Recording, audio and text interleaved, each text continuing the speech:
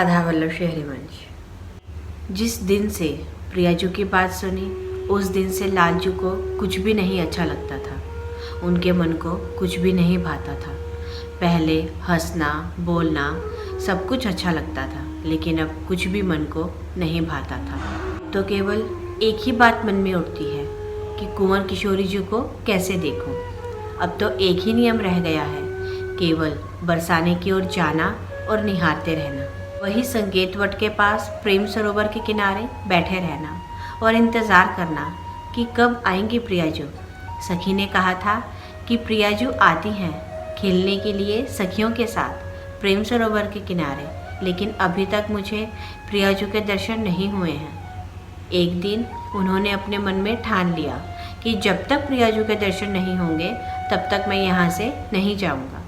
लालजू वहीं सघन कुंज में छिपकर बैठ गए। बुद्ध छवि। उधर भारी कौतूहल के साथ सहस्त्र सखियां गान करती हुई आ रही थी।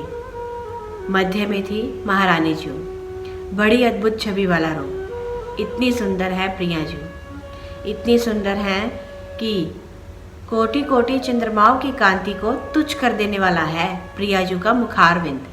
गौरवरण, गौरांग और अनंत बिजलियों के समान चमक है प्रियाजू के रूप में, प्रियाजू के मुखारविंद में। इतना सुंदर रूप, इतने सुंदर दर्शन। उनके प्रतिबिंब स्वरूप लगती थी समस्त सखियां। श्री लालजी महाराज जो सघन कुंज में छिपे बैठे थे, बरसाने की ओर ही दृष्टि लगाए हुए थे। जैसे ही गान की मधुर ध्वनि सुनाई दी वे खड़े हो गए।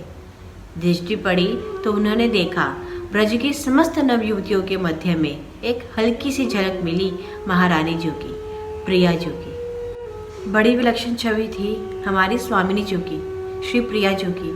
ऐसा लगता था मानो कोटि कोटि चंद्रमा एक साथ उदय हो गए हों। नवल किशोरियों के मध्य में अनुपम रूप और लावण्य से परिपूर्ण था हमारी प्रियाजू का रूप, हमारी स्वामिनी जी का रूप। लालजू महाराज तन्मय हो गए प्रियाजू के दर्शन में, स्वामिनी जी के दर्शन में, लेकिन भर नेत्र देख नहीं पा रहे थे।